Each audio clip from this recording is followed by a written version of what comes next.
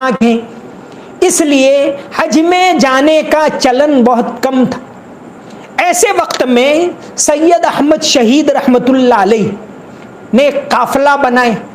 سید احمد شہید رحمۃ اللہ علیہ جنہوں نے اس ملک کے اندر 200 سال پہلے بالکل ابتدا میں، یعنی ٹیپو سلطان کے چند سال بعد ہی آزادی کی لڑائی کی روح پھونکی، وہ حج کے لیے گئے۔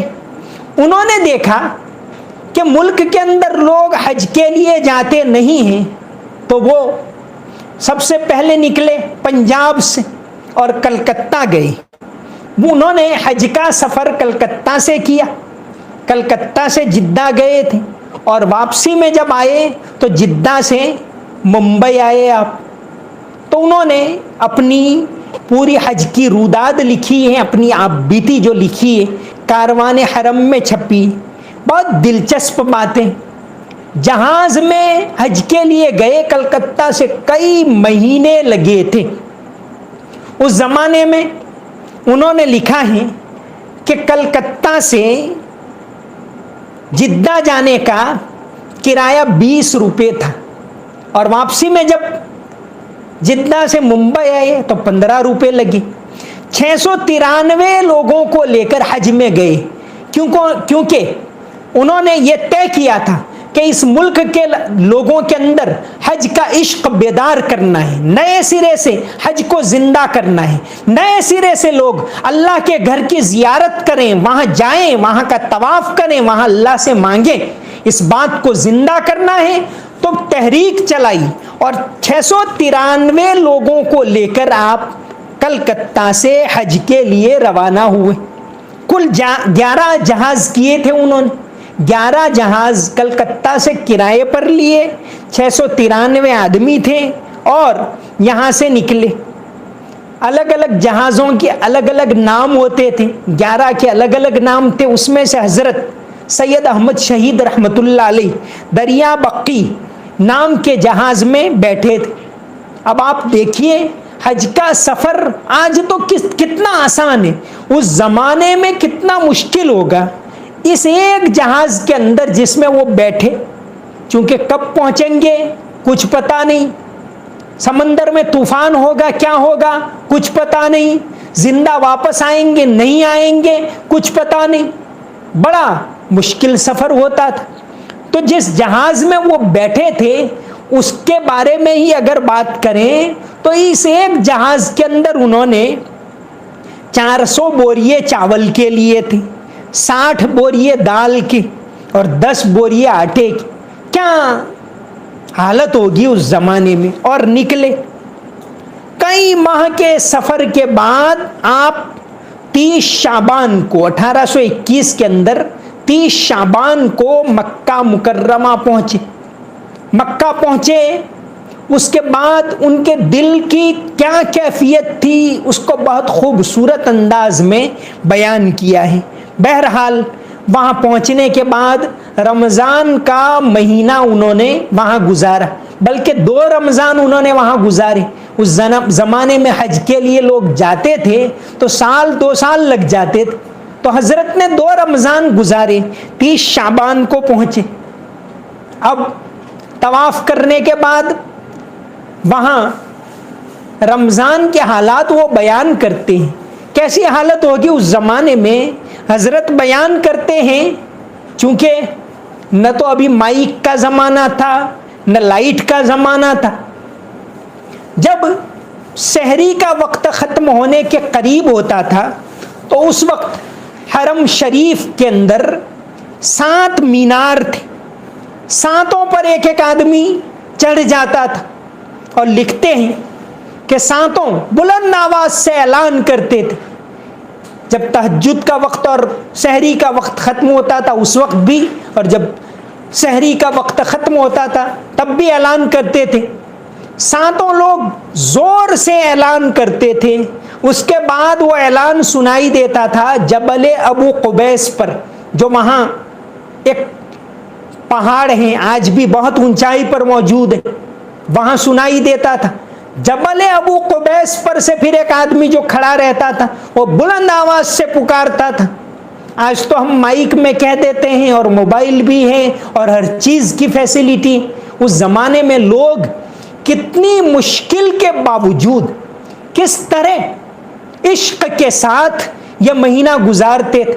جبل ابو قبیس کے اوپر اعلان ہوتا تھا, پھر مکہ کے الگ الگ محلوں کے اندر الگ الگ افراد آدمی رکھے ہوئے ہوتے تھے. جبل ابو قبیس کا اعلان سنائی دیتا تھا, پھر وہ لوگ اعلان کرتے تھے. یہ حضرت نے اپنے سفر نامے میں لکھا ہے 1821 کی. اسی طرح ایک اور بات لکھی, اس زمانے میں مکی حرم میں 4 مصلے تھے, 4 الگ الگ نمازیں ہوتی تھی. حتیم کی طرف حنفی مصلی تھا, مقام ابراہیم کی طرف شافعی مصلی تھا, اس کے بازو میں حنبلی مصلی تھا, اور اس کے ٹھیک سامنے مالکی مصلی تھا. یہ 4 مصلے تھے. حتیم کی طرف حنفی مصلی ہوتا تھا. 4 الگ الگ نمازیں ہوتی تھی. فجر کی نماز سب سے پہلے, چونکہ چاروں مسلک صحیح ہیں, اب تو ایک ہی نماز ہوتی ہے, وہ بھی لوگ پڑھتے وہ ہو جاتی ہے, اس میں کوئی شک نہیں. اس زمانے میں یہ رواج تھا ترکیوں کی حکومت کے زیر اثر کہ 4 نمازیں ہوتی تھی.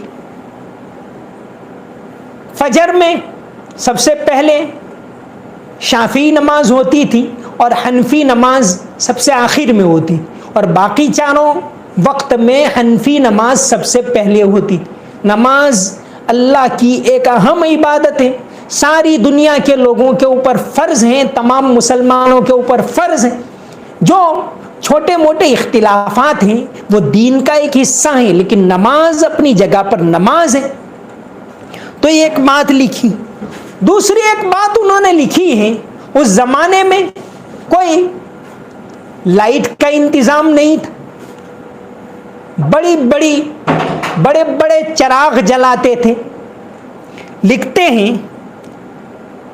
کہ رات کو جب سحری کا وقت ہوتا تھا, اسی طرح رات کو مغرب کے بعد مغرب کے وقت چاروں مصلوں کے آس پاس 4 بڑے بڑے چراغ رکھے جاتے تھے. چراغ کیسے؟ مولانا سید احمد شہید رحمت اللہ علیہ لکھتے ہیں کہ اس کی بتی جو ہوتی تھی وہ 1.5 ہاتھ کے برابر ہوتی تھی, اس کی ڈیویٹ. تو کتنا بڑا وہ چراغ ہوگا. 4 مصلوں کے آس پاس 4 رکھے جاتے تھے. کعبۃ اللہ کے چاروں کونوں کے پاس 4 ایک یعنی کل 4. حتیم کے اندر 2 الگ سے رکھے جاتے تھے چراغ. اس طرح وہاں روشنی کا انتظام کیا جاتا تھا. حرم شریف میں, بلکہ مدنی حرم میں تو یعنی مسجد نبوی میں تو یہ حالت تھی. نبی کریم صلی اللہ علیہ وسلم کے زمانے میں 9 سال تک تو کوئی چراغ جلانے کا رواج ہی نہیں تھا, اندھیرے میں نمازیں پڑھ لیتے تھے. آتا ہے کہ سب سے پہلے تاریخ میں یہ بات آتی ہے کہ مدنی حرم میں سب سے پہلے حضرت تمیم داری رضی اللہ عنہ نے چراغ رکھے سن ہجری 9 میں. الاصابہ فی تمییز الصحابہ میں حافظ ابن حجر عسقلانی نے لکھا ہے کہ سن ہجری 9 میں حضرت تمیم داری رضی اللہ عنہ جو شام سے آ کر مسلمان ہوئے تھے, انہوں نے چراغ رکھے. نبی کریم صلی اللہ علیہ وسلم جب تشریف لائے بہت زیادہ خوش ہوئے. آپ علیہ السلام نے جب مسجد نبوی میں روشنی دیکھی تو آپ اتنے زیادہ خوش ہوئے کہ آپ نے فرمایا اما لو کانت لی ابنۃ لزوجتک, کہ تمیم داری نے اتنا اچھا کام کیا ہے کہ اگر میری کوئی بیٹی ہوتی تو ان کے ساتھ میں نکاح کروا دیتا. اس وقت وہاں موجود تھے آپ علیہ السلام کے چچا زاد نوفل ابن حارث ابن عبد المطلب. علامہ عسقلانی لکھتے ہیں کہ انہوں نے عرض کیا اے اللہ کے نبی, لی ابنۃ تسمى ام المغیرہ فانکحہ ایاہ, کہ میری بیٹی مغیرہ ہے، اس کا نکاح اس آدمی سے کروا دو، سخی آدمی سے، اللہ والے سے، مسجد نبوی میں چراغ جلانے والے سے۔ تو آپ علیہ السلام نے مغیرہ کا نکاح حضرت تمیم داری سے کروا دیا۔ تو سب سے پہلے مسجد نبوی میں چراغ جلا سن ہجری 9 میں، اور اسی تاریخ کو آگے بڑھا کر بات کریں تو سعودی عرب کے اندر یعنی حجاز کے اندر سب سے پہلے بجلی مدینہ میں ہی آئی، بالکل 1908 میں۔ 1908 میں 25 شعبان کے دن مدینہ میں مسجد، ابھی نہ مکہ میں بجلی آئی تھی نہ کسی اور شہر میں، سب سے پہلے مدینہ میں آئی، اور مدینہ میں 25 شعبان کے دن 1908 میں سب سے پہلے الیکٹرک بلب جلا۔ خیر، سید احمد شہید رحمۃ اللہ علیہ نے یہ حج کی تاریخ کے بارے میں بہت زیادہ دلچسپ باتیں لکھی ہیں۔ اسی طرح آپ لکھتے ہیں کہ اس زمانے میں یعنی جب 1821 میں آپ وہاں پہنچے تو حرم شریف میں، مکی حرم میں الگ الگ مقام پر لوگ تراویح پڑھتے تھے۔ وہاں کوئی اور حافظ صاحب سنا رہے ہیں، اس کونے میں کوئی اور ہے، اس کونے میں کوئی اور ہے، الگ الگ کئی تراویح ہوتی تھی۔ جیسے اب تو ایک تراویح ایک ساتھ ہوتی، تو اس زمانے میں ایک یہ بات تھی۔ تو حج کے سفر نامے جو ہوتے ہیں ان سے یہ ساری باتیں معلوم ہوتی ہیں۔ تو سید احمد شہید رحمۃ اللہ علیہ وہاں تقریباً 1.25 سال رہے۔ 30 شعبان کو آپ پہنچے، رمضان کا مہینہ گزارا، حج کا سفر، حج انہوں نے ادا کیا، اور حج کا بہت دلچسپ انداز میں انہوں نے تذکرہ کیا ہے، کیونکہ اللہ والے تھے، اور وہ جگہ جہاں دعائیں قبول ہوتی ہیں، جہاں جانے کی لوگ تمنائیں رکھتے ہیں، جہاں حاضری کا عشق رکھتے ہیں، ایسی جگہ کے اوپر وہ اللہ والے پہنچے ہوئے تھے۔ تو انہوں نے اپنے حج کے سفر کو بہت دلچسپ اور عاشقانہ انداز میں بیان کیا ہے۔ اس کے بعد دوسرا رمضان بھی انہوں نے وہاں گزارا، اور کر لیا تھا کہ اب اہل و عیال کے ساتھ آئیں، یہیں رہ جائیں اللہ کے گھر کے پاس۔ لیکن پھر ان کے دل میں آیا نہیں، بھارت کے اندر جو آزادی کی تحریک میں نے چلائی ہے، انگریزوں کو نکالنے کی، اس کو آگے بڑھانا ہے۔ تو پھر آپ ذی قعدہ میں وہاں سے دوبارہ نکل پڑے 1822 میں، اور پھر سفر کر کے واپس ہندوستان تشریف لائے۔ واپسی کے سفر کے بارے میں لکھا ہے کہ وہ جدہ سے بیٹھے ممبئی آئے، کرایہ صرف 15 روپے ہوا، ایک آدمی کا 15 روپے کرایہ۔ اس طرح وہ